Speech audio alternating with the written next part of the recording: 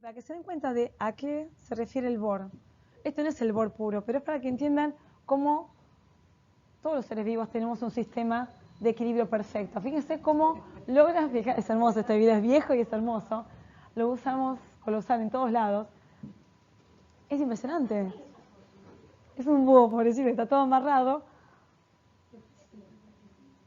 Fíjense en todos los sistemas de adaptación que contamos, tanto la parte del cuello, la parte somatosensorial, ¿sí? Pero fundamentalmente el ojo. Y con los ojos tapados, fíjense. O sea, no se trata del borde nada más, no es el reflejo vestíbulo ocular nada más. Es el tema del equilibrio. Entonces es mucho más complejo. Entonces todo lo que tiene que ver con el sistema vestíbulo ocular y el sistema oculomotor que se puede evaluar es mucho más sensible. Ya no alcanza por ver un romper y por ver si el paciente tiene una dismetría o dismetría que hagamos en prueba de índice de nariz. Está perfecto, es hermoso, pero ahí voy a ver un tumor gigante o voy a ver una esclerosis múltiple ya galopante. No voy a encontrar algo que está apareciendo como foco desmineralizante en tronco. Lo que voy a ver, si hay algo desmineralizante iniciando en tronco, va a ser a través del oculomotor, que es lo más sensible que tenemos. Por eso tenemos que empezar a mirar los ojos y empezar a animar a hacer los movimientos y buscar alguna técnica, alguna herramienta para tratar de encontrar al paciente con y sin fijación visual. Después que lo estudie el otorrino o el neurólogo, que le gusta vestibular, pero por lo menos salir de la duda y saber si el paciente, dónde estamos parados.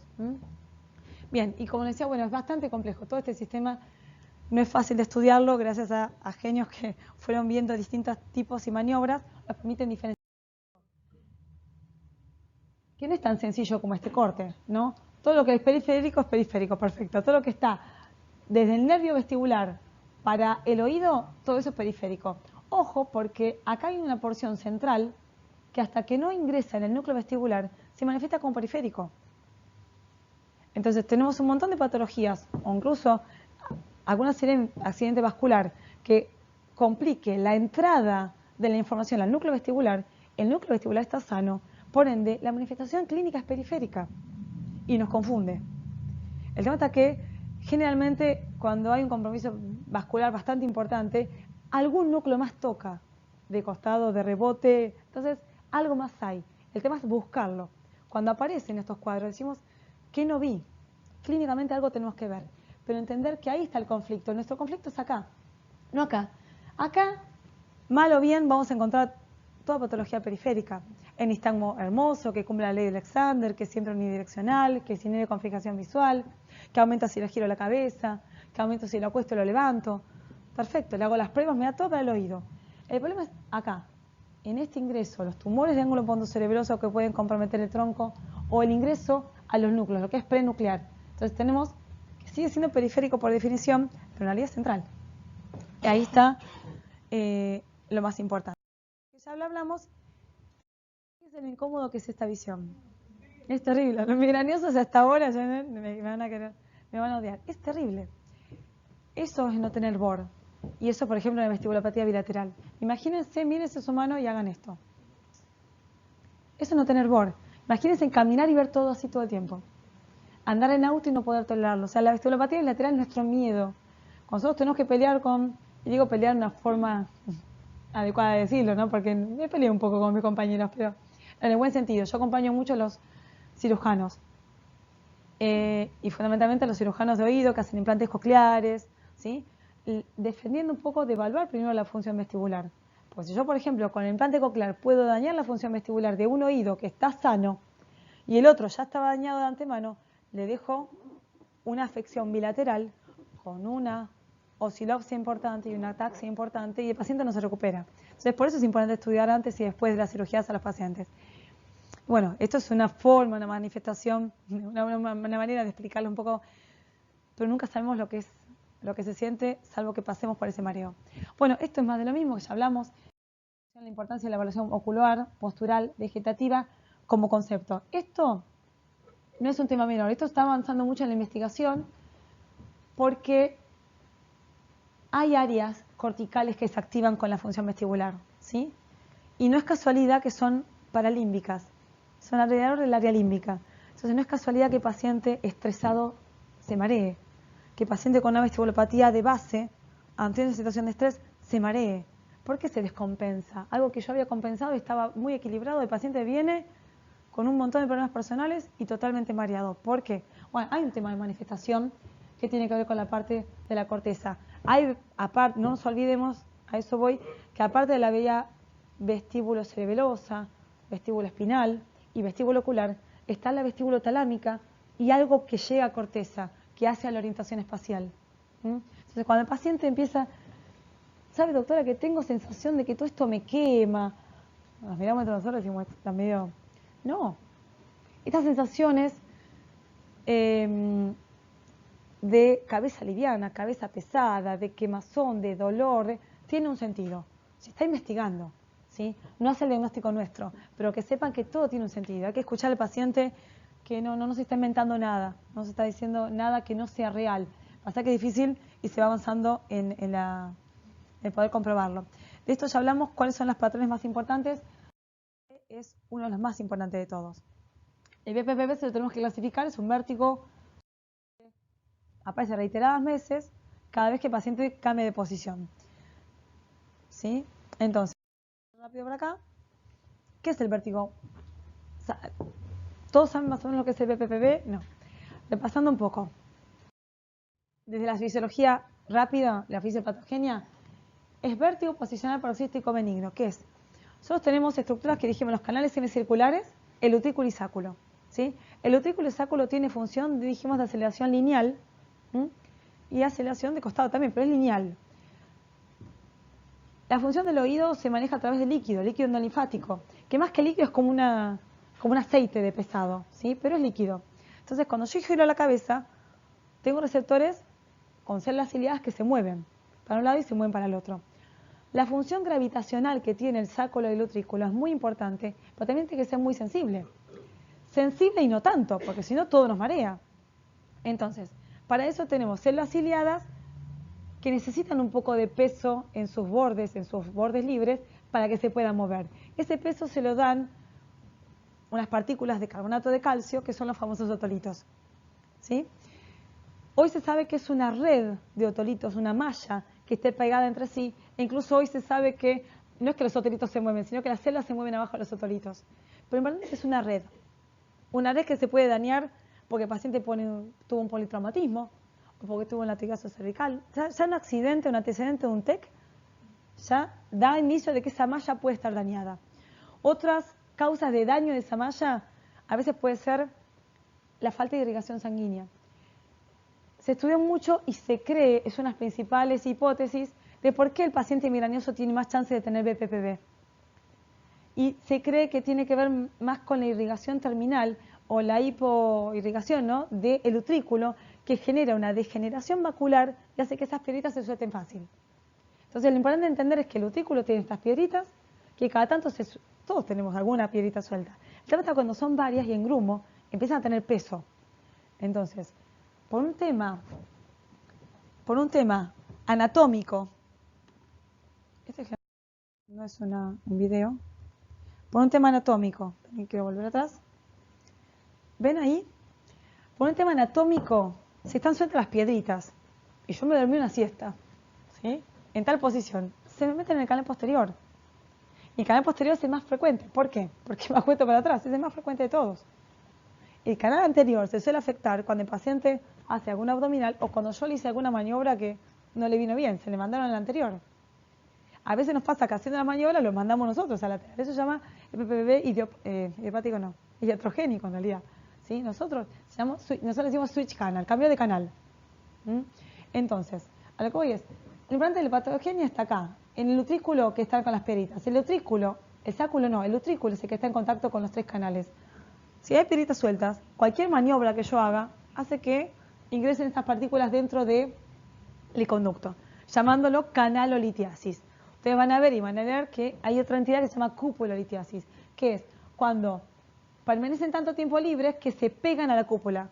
Entonces la cúpula, que es donde está el receptor del canal semicircular, al cambiar de posición, imagínense, piedritas pegadas de un lado pesan. Y si giro, pesan también. Hay piedritas pegadas al receptor y les molesta. Entonces, da un nistagmo de otra manera, pero da un nistagmo también. Lo importante es entender de dónde viene esta fisiopatología. la causa de este vértigo posicional y cómo lo voy a ver. ¿Y por qué insisto en eso? También que en esta práctica necesita de ojo clínico, de ver muchos vértigos posicionales. Pero sí entender esto, insisto con esto, no todo paciente que se marea porque lo levanté y lo acosté es un BPPV, porque está sobrediagnosticado y no está así, ¿sí?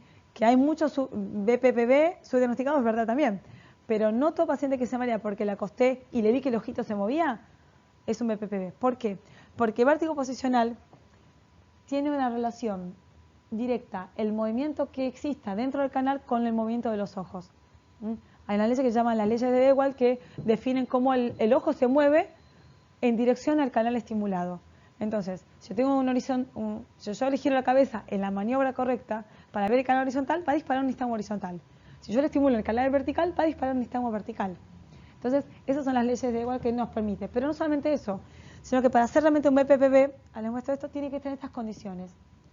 Primero, aparición de episodios muy breves, muy cortitos, de segundos, provocados por cada cambio posicional. Pero más importante que esto que me genera la sospecha es que se reproduzca cada vez que adopto una nueva posición. Cuando el paciente se queda quietito, se le pasa. ¿Sí? ¿Por qué? Porque las piedritas se dejaban mover. Imagínense que las piedritas bajando y subiendo. O sea, cada vez que el paciente se acuesta y se levanta, las piedritas van y vienen en el canal, generando una corriente fuga ampulípeta. Entonces genera eso una estimulación, una inhibición de los reflejos, de los canales. Lo más importante, voy para atrás, van a ver este tipo de movimientos. Por ejemplo, el paciente ahí está sentado, lo empezamos a acostar, cuando se acuesta ya el movimiento es fisiológico, lo dejamos acostado y tarda en aparecer. Ahí aparece un movimiento. ¿Lo ven? ¿Es horizontal? Es más rotatorio. Bien. Si uno lo define, es torsional, y acá no mira tan para arriba, pero hay que pedirle que mire para arriba, van a ver que es torsional y hacia arriba. ¿Sí? Algunos lo definen como horizontal rotatorio, pero en realidad es torsional y hacia arriba. Ahora, lo más importante no es definir eso, porque eso sí, nos define canal. Pero fíjense el comportamiento. Ahí yo lo estoy acostando. Ahí se cortó. Ahí lo acuesto. Capaz que era la última parte que el paciente estaba sentando. Mi ansiedad, ahí está. El paciente sentado, ahí lo empezamos a acostar, eso es un nistagmo fisiológico de la velocidad, se acuesta y tarda en aparecer. Tiene una latencia. Tiene una intensidad que empieza a aumentar, un pico, y después se empieza a calmar. ¿Por qué? Las piedritas se están moviendo en el canal y llegaron al límite inferior, se quedaron quietos, entonces se agota, ¿sí? Entonces tiene una latencia, tiene un periodo máximo de intensidad, cortito, y después se agota porque las piedritas se quedaron quietas. ¿Qué pasa cuando el paciente se sienta?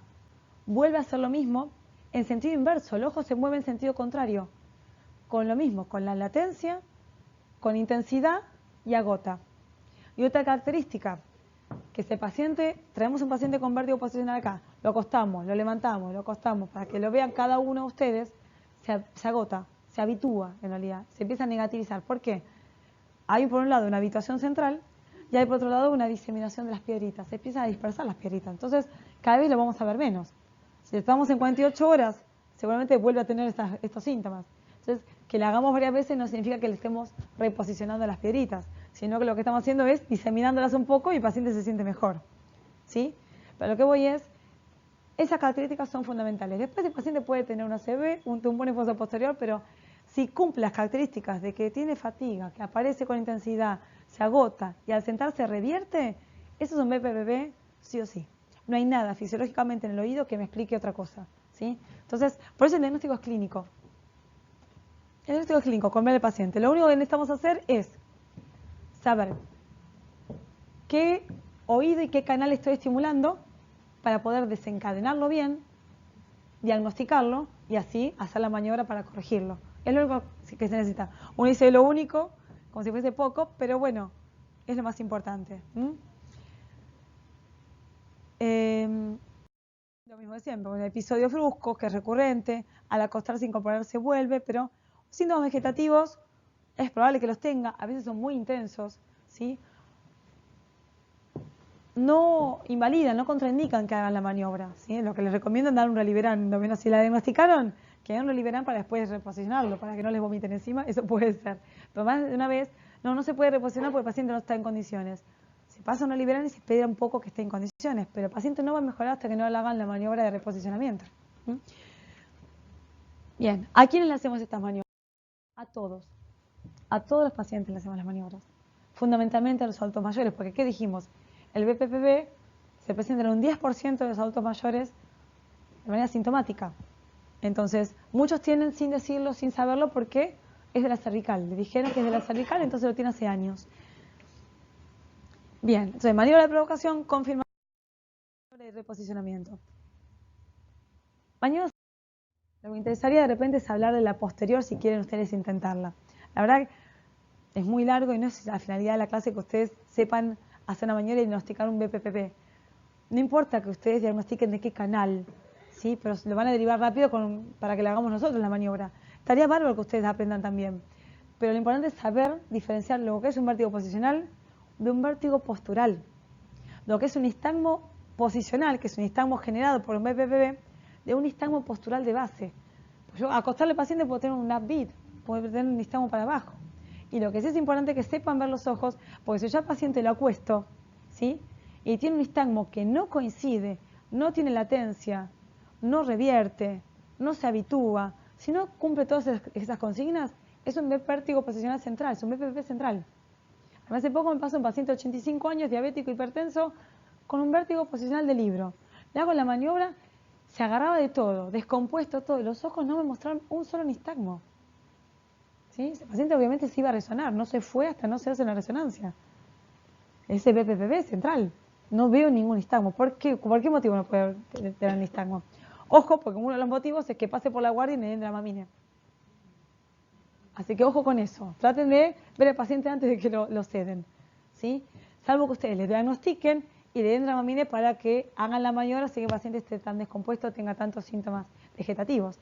Pero ojo con eso porque muchas veces el Dramamine, cualquier sedante que le den, pero el difenidrinato y la dimeridramina, ¿sí? El Reliberan, el Benadryl también que les dan endovenoso, es muy sedante. Bien.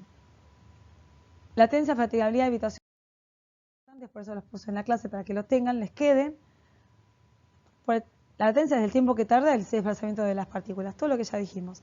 Y habitación es por esta dispersión de las partículas. Si no tiene, es difícil saber o decir que es un vértigo posicional. Y acá, mira, chiquitito está. Ahí se ve, ¿no? Más o menos, justo molesta. Ahí se ve. Es bien torsional con un componente vertical hacia arriba. Ahí va fuerte, fuerte, fuerte. Y se lo dejo en el lugar, empieza a calmar. Acá está haciendo algo importante este paciente. ¿Qué ven ahí?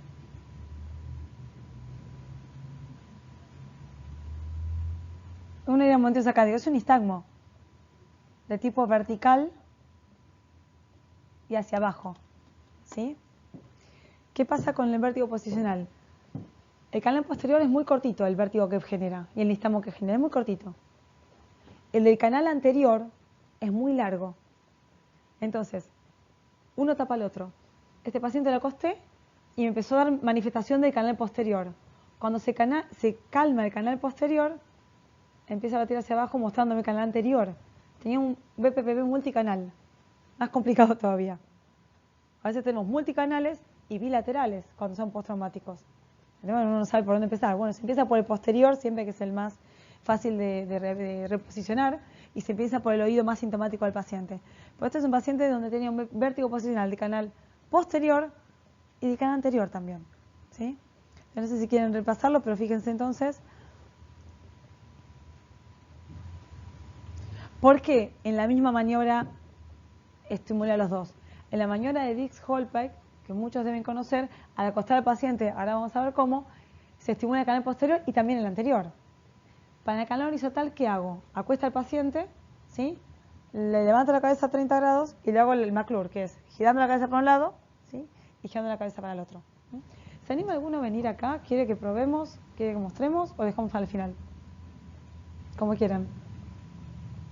¿Quieren dejar para el final los que quieran practicar algo?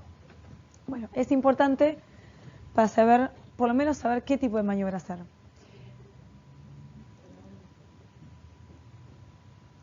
A ver, acá. ¿Qué ven ahí? Acá el paciente le giramos la cabeza para un lado y para otro. La maniobra de McClure. O sea, acostar al paciente, le giro para la derecha y después rápido le giro para la izquierda. ¿Qué aparece acá? A ver, de vuelta. Es muy bajito ahí, no se ve muy bien. Pero ven, en nistagmo horizontal, ¿no?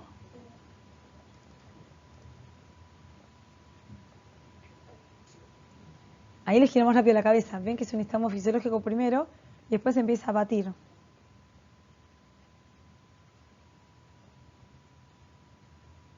Ahí es un nistagmo horizontal hacia el lado izquierdo. No sé si termina acá. Y acá tenemos otro horizontal. Gira rápido la cabeza, pero bate más fuerte. No es otro paciente, es el mismo paciente. Hacia un lado responde más fuerte que el otro. ¿Sí? Cuando yo estimulo el canal horizontal derecho, giro para este lado, las peditas están sueltas acá, me genera un estímulo, ¿sí? Estimula, excita, tiene una actividad excitatoria, un canal, pero el otro lo inhibe. Entonces tengo una excitación de un lado y una inhibición del otro. Están actuando los dos. Entonces, ¿qué pasa? Los ojos interpretan que estamos girando para un lado. Por eso es el nistagmo, mientras se mueven las peditas, el nistagmo aparece. Cuando giro para el otro, toman el sentido inverso. Entonces, no es que el nistagmo va a cambiar de posición, va a seguir siendo horizontal, pero en sentido contrario. Entonces, por eso decimos que el vértigo posicional de canal horizontal es un nistagmo geotrópico, para no confundir los derecho e izquierdo, al paciente que le giro para allá, ¿sí? Si le giro para allá, el nistagmo bate mirando el piso, geotrópico. Y le giro para allá, el nistagmo bate mirando el piso, geotrópico también, ¿sí? La intensidad que ven de diferencia es lo que me permite saber qué oído es. Entonces, es mucho para ustedes, pero saber que geotrópico de un lado, geotrópico del otro, no es un nistagmo de dirección cambiante. Si lo hace sentado, me asusto. Si lo hace acostado, ante el McClure, pensaré que es un BPPB, en este caso de canal horizontal, del lado que más batió, que hacia el lado derecho. ¿Sí? Bien. Y esto sí es importante que vean. Yo al paciente lo acuesto, ahí lo acuesto, lo dejo quietito y empieza a tener ese nistagmo vertical hacia abajo. ¿Ven que va agotando? ¿Va calmando? A veces se llega a ver, no sé si se va a llegar a ver cuando se siente. No, ahí no se vio. Cuando se sienta a veces se ve que vuelve y sube. Si tengo un nistagmo vertical hacia abajo que no cede con nada y no para y espero y no para, y yo lo tomo como un downbeat nistagmo, como un nistagmo vertical hacia abajo, incluso espontáneo o postural. Para mí es central. Así, bate rápido y calma, en algún momento para, pensaré que es un vértigo posicional de canal anterior. ¿Sí? Si yo con ese paciente tengo un nistagmo vertical puro, no es nada. Eso es central. ¿Sí? Acuérdense que el posterior da un torsional con un componente vertical, pero es torsional. ¿Sí? Entonces el downbeat al costado puede ser un canal anterior, un BPP de canal anterior. Bien. ¿Qué es esto? Nistagmo vertical hacia arriba. Upbeat, nistagmos. Y me parece que acá no quiere. Ahí va. Ahí se está acostando, es otra cosa. Acostando y vuelve a tener ese nistagmo vertical. Para ver lo que es el vértigo posicional, este es un BPPB, pero fíjense, con nistagmo vertical puro, que no cede, me tiene que hacer pensar siempre en algo que central. Los horizontales puros también pueden ser centrales. Así que hay que tener cuidado en qué... A ver, no podemos hablar ni nistagmo horizontales, periféricos, no. ¿En qué contexto? Le dice algo al paciente, se acostó, se levantó, lo provoqué, es espontáneo. En el contexto en que se dé voy a saber si es periférico o central, no solamente la dirección. Bien. Y esto sí es importante como dato. La mayor parte de esos nistagmos centrales están asociados a una desinhibición cerebelosa, ¿sí? En realidad es un estímulo, es un estímulo falso, digamos, del núcleo vestibular. La simetría no viene del oído, la simetría viene porque el cerebelo derecho dejó de inhibir el núcleo vestibular derecho, ¿sí? No es que el oído está afectado, sino que hay una falta de inhibición del núcleo del fastigio, del vermis, de donde venga, porque depende del cuadro que estemos pensando. Pero la inhibición cerebelosa, cuando se pierde, lo tenemos a través de nistagmos que no tienen características periféricas. Bien, volviendo a los patrones. El Menier, rápido, esto es fácil y ya están cansados. Hace un rato hablamos, bueno, ¿qué cambia? La tecnología está bien, nos encanta, es hermosa, nos permite hacer estudios, avanzar un montón, pero el diagnóstico sigue siendo clínico. Todos los consensos que se realizaron desde 2015 para adelante, que la Varane Society lo que hizo fue armar un consenso para que todos hablemos de lo mismo, se pusieron de acuerdo y pusieron los puntos importantes. Sigue siendo clínico. El diagnóstico de Menier es un diagnóstico clínico. No me lo va a definir ni una videohistamografía, ni un VEGID. Sigue siendo clínico. El diagnóstico de migraña vestibular sigue siendo clínico. El BPPV sigue siendo clínico. Pasa que necesito confirmarlo con la maniobra para saber qué oído es, ¿sí? La vestibulopatía bilateral sigue siendo clínica también. Se refuerza y puedo tener, por ejemplo, en el Menier, puedo tener un Menier definido si le hago justo en ese momento una audiometría. Pero si no la tengo, es un Menier probable, sigue siendo clínico. Entonces, a lo que voy es, no hace falta tener, es ideal tener herramientas, pero no es imposible hacer vestibular sin herramientas, ¿sí? Si eso es un poco más difícil, por lo menos consigan, no sé, algo que el paciente no vea y ustedes permitan ver los ojos cómo se mueven, pero nada más. Sin eso se hace un poco más difícil, tampoco imposible, ¿sí? Entonces lo que van a hacer siempre, a través de la clínica, la anamnesis, ya en la primera consulta ustedes tienen que tener una aproximación de qué puede ser. Después lo van a confirmar con las maniobras y obviamente con los estudios. ¿Qué pasa con el Menier? ¿Saben todos lo que se trata el Menier? Rápido y para que tengan idea. Hay presión del oído. El líquido se junta, porque no se reabsorbe bien o porque se forma de más, pero se junta. Empieza a romper estructuras, empieza a hacer presión desde adentro. ¿Y qué genera eso? Que la función no esté bien. Fíjense que acá tenemos, acá hace la flechita así, la rampa timpánica, la rampa vestibular que está presionando. ¿Qué pasa cuando eso se presiona mucho? Se rompe las membranas. La rampa timpánica y lo que hace es diferenciar incluso la endolinfa de la perilinfa. Un líquido es rico en sodio y pobre en potasio, el otro es rico en potasio y pobre en sodio. Que se mezclen trae una intoxicación del oído. Cuando están con un paciente con crisis de Menier, lo que está pasando es esto. De repente hay un cambio de líquidos y el oído se vuelve loco, se irrita y empieza a tener nistagmo primero irritativo. Cuando empieza a pasar un poquito los minutos o las horas, empieza a tener un nistagmo en sentido contrario al oído, ¿sí? Esa es la clínica, la fisiopatogenia y lo que vemos en el Menier. ¿Qué pasa en el Menier en realidad entonces? Hay presión del oído. El Menier se manifiesta a través de crisis. El paciente viene y dice que tiene una crisis una vez por mes, una vez por año o una vez por semana. Pero tiene crisis recurrentes. En lo que sí coincide en el Menier es que en el momento de la crisis o precedido de la crisis, el paciente siente algo en el oído. O siente que se tapa, o siente un zumbido, o siente que no escucha, deja de escuchar. Pero un preludio, un aura que avisa que está viniendo la crisis. Ese es el típico Menier. Para nosotros es un Menier probable si el paciente lo refiere y definido si justo lo agarramos en la mitad de la crisis y le hicimos una audiometría y confirmamos que tiene un descenso en tonos graves. ¿Sí? Ahí tiene, no sé si tiene otra cosa, pero que tiene el sello de Menier, tiene. ¿Por qué? Porque el consenso se basa en el diagnóstico clínico. Después le podemos hacer la biohistamografía, que las pruebas calóricas me pueden dar bien o no. No me definen ni me descartan Menier. Es clínico, ¿sí? Entonces, insisto con lo clínico todo el tiempo para que ustedes, más cuando empiezan a leer y ver, entienden cómo se manifiesta. El Menier se manifiesta muy frecuentemente como la migraña, pero el Menier va lastimando el oído y a lo largo de la vida del paciente, ¿sí? Cuanto más temprano le afecta, peor, tiende a ser bilateral. Entonces, ojo con los pacientes adultos mayores que le cuentan, sí, me diagnosticaron cuando tenía 30 años Menier de un oído, ya estoy cada vez más inestable, tengo un zumbido y no escucho los dos. El paciente viene con audífonos, con un zumbido que no tolera y totalmente inestable porque perdió función de los dos oídos.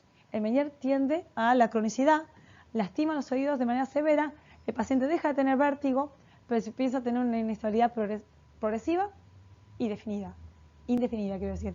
Entonces, es un paciente crónico, con mareo crónico, ¿sí? Esos pacientes también les van a llegar a ustedes. Como dije, esta clase, Menier definido, Menier probable, la gran diferencia es que yo pueda confirmarlo con audiometría, pero sigue siendo en un contexto de la clínica del paciente. Y hoy tenemos, bueno, imágenes hermosas en donde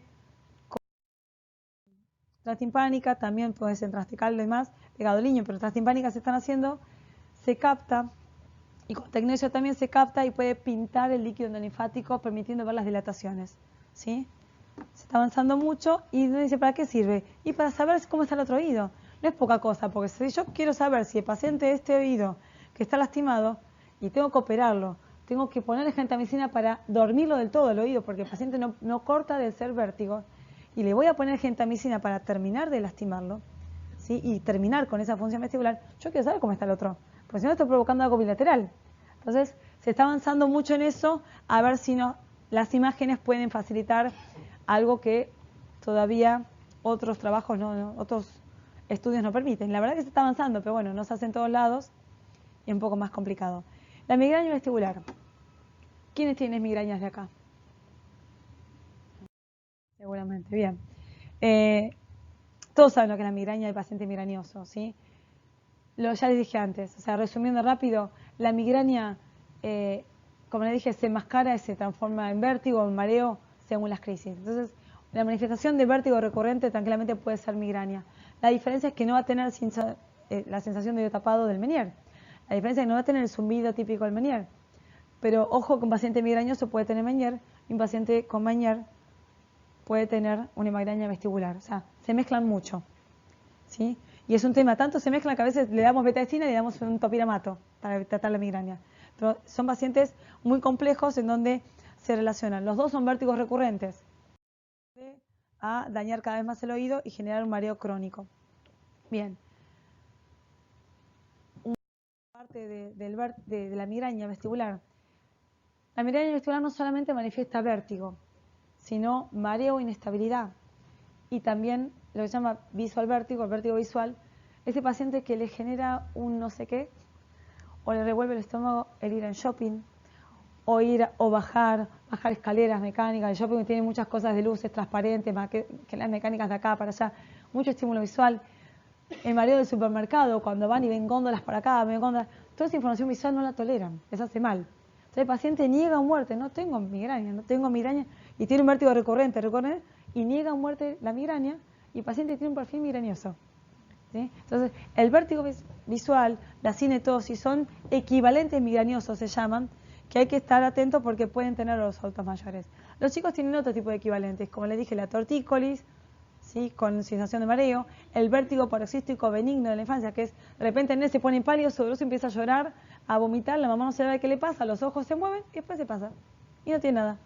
Esos son futuros migrañosos, y pasan lactantes, pasan chicos de 6 meses, 9 meses, 18 meses. Es una situación muy traumática y difícil de explicar al papá que no tiene nada. Bien. Los disparadores de cualquier patología vestibular, y esto tiene que hablar de disparadores del primer día de la consulta con el paciente, sea migrañoso, sea un Menier, sea un BPPB, sea lo que fuera, siempre hablan de los disparadores. Siempre hay un estrés asociado, pero más si pienso en migraña, Menier o un BPPB, fundamentalmente migraña, Menier, hay disparadores que todos tenemos en común. Los que tienen migraña acá saben que si ayunamos todo el tiempo, si estamos estresados, si excedemos la ingesta de cafeína, que no solamente está en el café, sino en la Coca-Cola. Cuando estudiamos y teníamos los exámenes, al otro día se nos partía la cabeza, bueno, lo mismo. En vez de tener un dolor de cabeza, al otro día disparan un vértigo, o disparan un mareo, o esos pacientes que están con un embotamiento crónico. Los adultos mayores no tienen vértigo, tienen embotamiento crónico. Tienen un embotamiento y están mareado, y cuando se ponen a ver, hay un montón de pautas que, corrigiendo estas medidas, ya podemos avanzar mucho. No es fácil dar un antidepresivo a adulto mayor, porque el que no da depresión da, no sé, con la frenesina que da temblor. O sea, no es cuestión de dar cualquier medicación. Entonces, este es el tratamiento más importante. Como todo cefaleo de comienzo agudo y después de los 50 se estudia, se hace una resonancia. Igual yo creo que no hay paciente migrañoso que no haga una resonancia. Y lo envío siempre a neurología porque ya no es un área que yo maneje. ¿sí? Pero la instalación brusca, la cefalea progresiva, todo eso hay que estudiarlo. Ojo con la migraña con aura atípica, una migraña con una aura diferente. Es común encontrar que se duerma la cara, los ojos, pero que se duerma la mitad del cuerpo no. ¿Sí? Que tenga un foco motor o síntomas de foco motor no me gusta, pienso en una IT. Otra cosa, ojo con la migraña basilar. La migraña basilar, ¿sí? El vasoespasmo afecta más a la región posterior, el territorio posterior, y puede dar síntomas auditivos, pero también oftálmicos, ¿sí? Entonces, son migrañas más severas, estamos hablando de tronco, hay a veces unas disfunciones cerebrosas que pueden manifestar en el momento, pero puede llevar a lesiones realmente permanentes o lesiones vasculares en fosa posterior, como en el ojo. A veces hay cegueras que ya quedan. Yo tenía un paciente que tiene antecedentes, no ver de un ojo, a través de una migraña, ella está acostumbrada a que de repente se apagaba la luz y se encendía de vuelta, hasta que no se encendió más. Cuando consultó a las 12 horas en la guardia de oftalmología, ya era tarde, había hecho una, no me acuerdo si era trombosis, pero bueno, fue por la oclusión de la arteria central de la retina. Entonces, tiene que ver, y es importante seguir. La rehabilitación vestibular, 2 palabras, por fonoaudiología o por kinesiología. Pero importante es que esté con gente entrenada. A mí me gusta en particular y en lo personal un poco más el trabajo de kinesiólogo, más en adultos mayores, porque tiene que ver un todo, tiene que ver con la postura, tiene que ver si el paciente cómo maneja sus caderas, sus tobillos, para mantener la postura, ¿sí? Todos tienen escolosis, todos tienen alterada la base de sustentación, ¿sí? Entonces tienen que trabajar con todo eso. Por más que el fonoaudiólogo esté muy informado, sin ofender a ninguna fonoaudióloga, hay un montón de información en el adulto mayor que no la tienen. Entonces, a mí yo insisto un poco más por la kinesiología. Después en pacientes más jóvenes, capaz, no hay problema. Pero importante es que se dediquen, sean dedicados y exclusivos de lo que hacen. Tienen que ser habilitadores que se dediquen a vestibular. Si usted le manda a un lugar donde pone calor en el cuello, eso no sirve. La rehabilitación vestibular necesita coordinar todos los reflejos del paciente, los vestíbulos espinales y los vestíbulos oculares. Entonces, es importante que sepan y que tengan un área de trabajo, que empiecen a contactarse con alguien que maneje la rehabilitación del equilibrio, de la marcha y de trastornos que tienen que ver con el balance, porque ese trabajo en equipo es lo que les va a dar la satisfacción de poder mejorar a un paciente, incluso hasta poder verlo mejor, porque después el otro me dice, no, vas a ver que me pareció tal cosa o tal otra, estudiarlo, la mejor manera, pero no es fácil conseguir a gente que se dedica a esto, y una vez que uno tiene a 2 o 3 de confianza, tiene ese círculo, el paciente le resuelve todo, le resuelve en tiempo, le resuelve en eficacia. Bien, y esto es la vestibulopatía bilateral. Yo tengo un oído que de repente se abolió, se durmió, ¿sí? Tengo una simetría inmediata. ¿Qué pasa con el paciente? Empieza a tener nistagmo y se va de costado, ¿sí? Me dice que se va de costado, se quiere mantener en pie, no puede, gira la cabeza incluso porque todo se le va de lado porque hay un oído que se cayó de función, como la neuritis, y entonces aparece el nistagmo que va hacia el lado contrario, la típica neuritis. Cuando se hace crónica, ya el nistagmo va desapareciendo y el paciente empieza a coordinar un poco más. Si le hago la maniobra oculocefálica, voy a tener esta sacada de verificación porque el paciente no maneja muy bien el BOR, pero algo lo maneja, porque tiene un cerebro sano y el otro oído sano. ¿Qué pasa con el paciente? Por más que tenga todo el cerebro sano y la parte somatosensorial sana, tiene los 2 núcleos averiados, los 2 núcleos dañados. ¿Qué pasa ahí? No tengo con qué compensar. Está bien, tengo la parte neurológica, tengo la parte somatosensorial y visual, pero no tengo el otro oído. Entonces, el reflejo vestibular va a estar ausente. Y es como le decía, es ver así todo el tiempo. Si el paciente está quieto, más o menos se mantiene bien. Apenas se pone en movimiento, todo gira, todo se hace una gelatina. Al caminar, al moverse. Son pacientes que dependen mucho de la fijación visual. Apagando la luz no podrían caminar este pasillo. Se agachan y tienen que ir agachados para caminar algunos. O sea, fíjense, a eso llamamos al movimiento que todo se mueve así, o así, es oscilopsia, ¿sí? Que lo van a leer y es típico de la vestibulopatía bilateral. Lo van a ver mucho en adultos mayores. El 40% es de causa idiopática, causa desconocida. El otro porcentaje está dividido, me adelanto acá porque es lo que ya les expliqué, está dividido en función de si es bilateral o no. La ataxia y oscilopsia que le da. Las causas están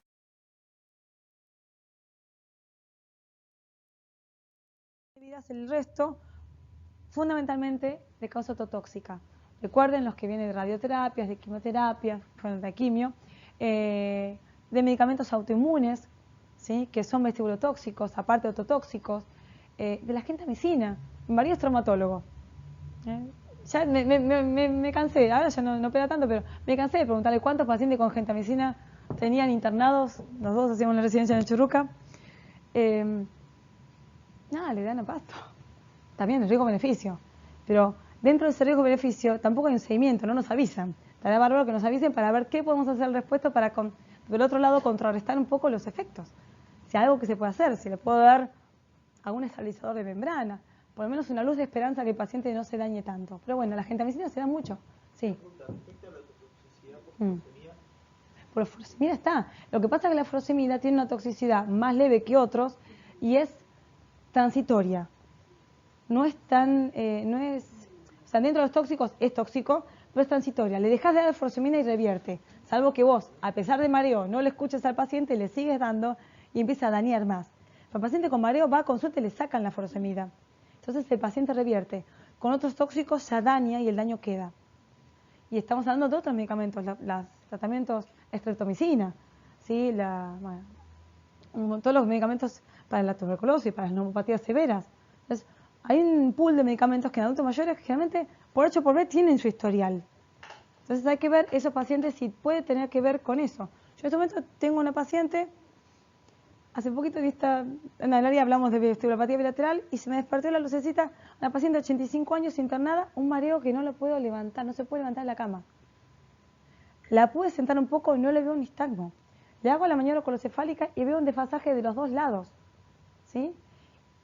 Hice todo lo demás y no vi un solo nistagmo más. Entonces, claro, evolucioné, que me parecía que era central, que lo viera el neurólogo, que era sistémico, que evalúan. Yo fui a mi casa y digo, yo tengo vestibulopatía bilateral. Hace 3 semanas terminó la quimio por cáncer de pulmón. ¿Sí? La paciente escucha bárbaro, pero algo tuvo que haber dañado. Estoy esperando hacerle el lunes el VGIT, que me lo traen, para confirmarlo. El paciente no tolera nada, descartaron todo. Hoy le estamos haciendo un electroencefalograma.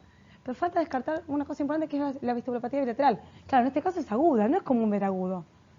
Yo lo tengo ahí en la cara y la paciente no me odia, aparte me dice todo. Dice, está enojada con la vida porque no puede abrir los ojos de lo mareada que está. ¿Se entiende? Entonces, el tema está, primero mejorar un poco la condición, pero el problema es que no va a mejorar. No va a mejorar mucho. Importante que pueda abrir los ojos y pueda por lo menos estar con su familia, lo que le queda de vida, porque está bastante mal, pero es un tema importante la vestibulopatía bilateral y es un tema que a ustedes les involucra mucho porque van a ver un montón de estos pacientes que aparte de ser bilateral tienen algo visual y algo propioceptivo. O sea, el más complejo de los pacientes que ustedes no va a haber. Para la vestibulopatía bilateral no. Kinesiología y tenemos una luz de esperanza que está avanzando rápido, pero muy a futuro, que es el implante vestibular. Es lo que hay para esos pacientes con Meniere que afecta a los dos lados, para los pacientes con neurofibromatosis tipo 2 que tienen un neurinoma de los dos lados, que aparte de quedarse sin audición se quedan sin equilibrio. Esos implantes vestibulares tienen un implante para la parte auditiva y un implante para los 3 canales semicirculares. Pero está en experimentación, con mucho avance, pero es la única luz. Después lo que queda es ejercicios. Son pacientes que van a ver que caminan así y están todo el tiempo buscando apoyo. Necesitan, aunque sea rozar el dedo con algo, ¿sí? Están así, caminan y van despacito, ¿sí? No le puedes apagar la luz. Pero son pacientes que van a cegarse de todo, por más que años y años de rehabilitación, y mejora un poquito y queda en una meseta del cual no mejora más, porque ese BOR no se recupera. Va a estar basado ese paciente en lo visual y somatosensorial, pero le hiciste caminar arriba de una alfombra y ya no puede. Arriba de una arena que le sacás lo somatosensorial, no puede. Le sacás la luz y no puede, porque depende de esos dos sistemas que todavía se supone que los tiene bien. Bien, y hay una cosa que quisiera mostrar, si me permiten lo último, y ya los dejo descansar. Pues ya estamos.